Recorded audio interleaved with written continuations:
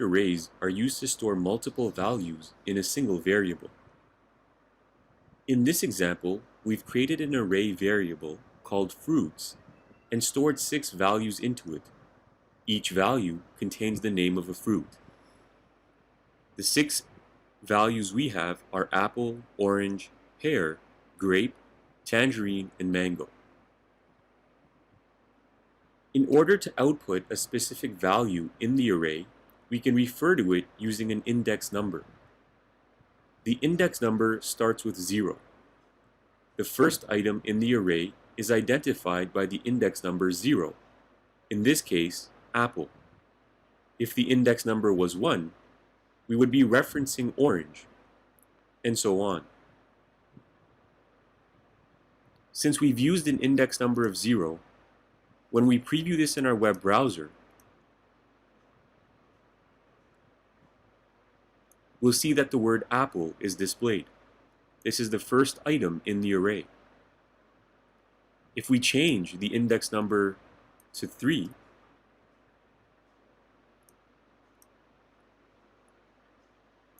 we'll see that the word displayed in our web browser changes to grape.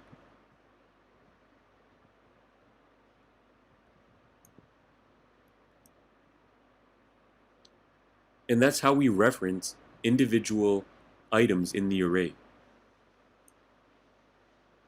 In the situation where we wanted to display the number of items in the array, so for example here we have 6 items, we can use the length property. We've used the length property before.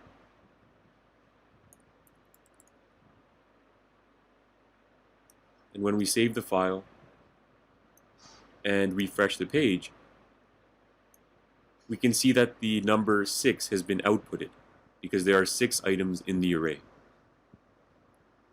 We can remove the last element of an array from being outputted by using the pop method.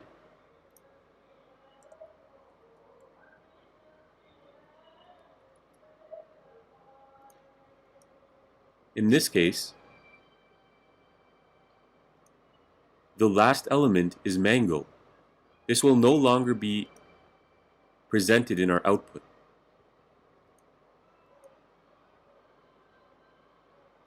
As you can see in our web browser, mango is not outputted.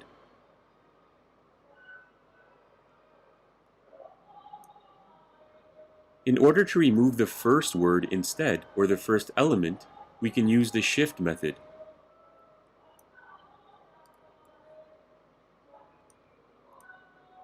Now when we save our file and refresh our web browser, you'll see that mango reappears, but apple has been removed.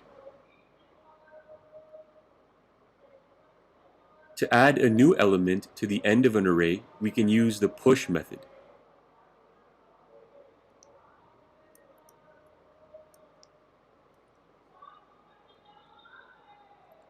In this case, we'll add the word cherry to the very end of our output.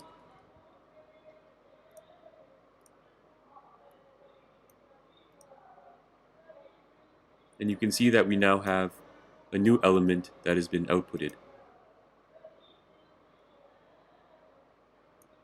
To add a new element to the beginning of an array, we can use the Unshift method.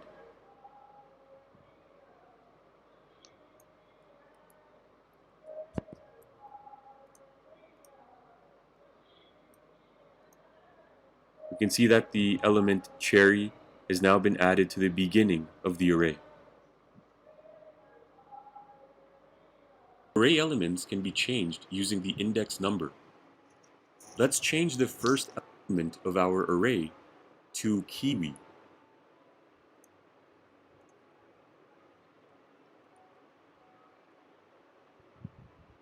We'll start off with the name of the array, fruits, and then specify the index number corresponding to the value we want to amend.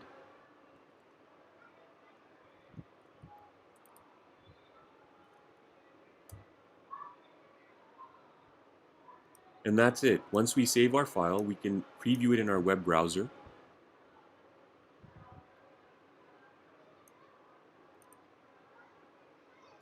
And we can now see that the first value, apple, has been amended to kiwi. If we were to change the index number, let's say to 3, and save our file and refresh, we can see that grape has now changed to kiwi.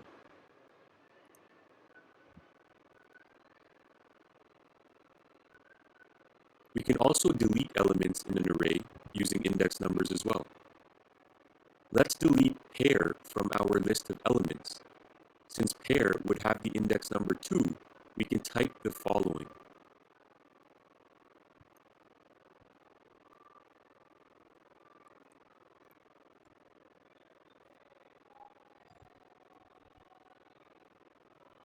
We'll save our file.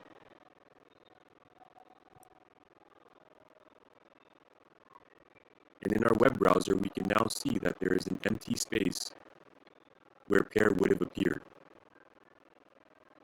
The splice method can be used to add multiple new items to an array. This method also allows us to specify the position of the new elements and also if any elements should be removed. Let's go through an example to better illustrate this concept. Say we wanted to add 2 fruits, lemon and banana, after the second element in our array, which is orange. To do this, we can type the following. We start with the variable name, and then we create our splice method.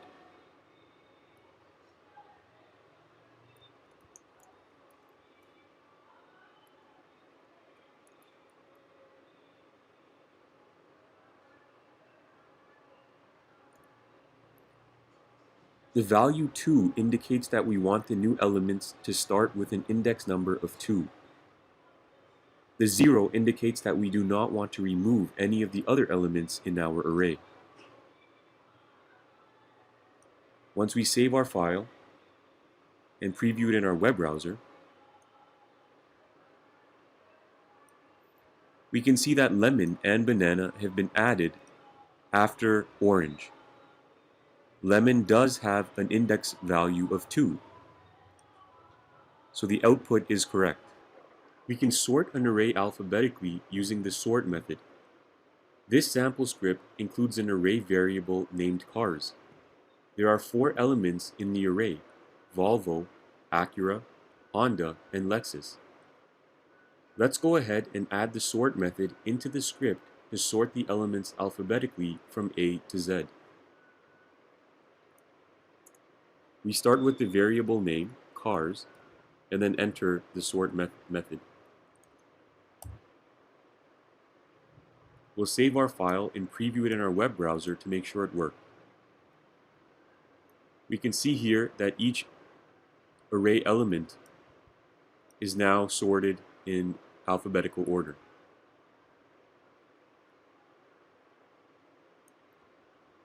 We can also reverse sort the elements in an array using the reverse method.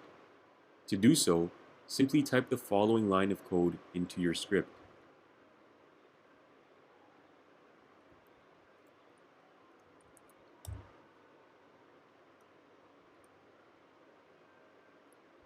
Now when we refresh the page, you'll notice that each element item is in reverse order.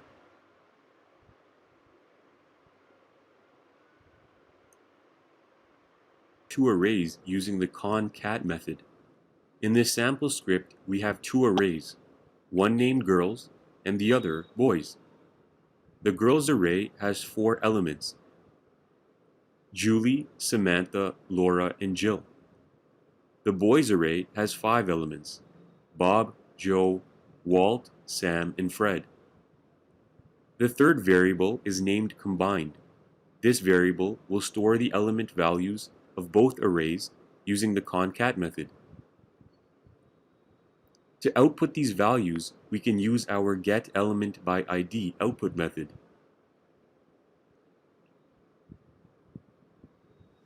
Let's go ahead and preview this file in our web browser to see what the output looks like. Here we can see that the elements of both arrays have been outputted as we intended.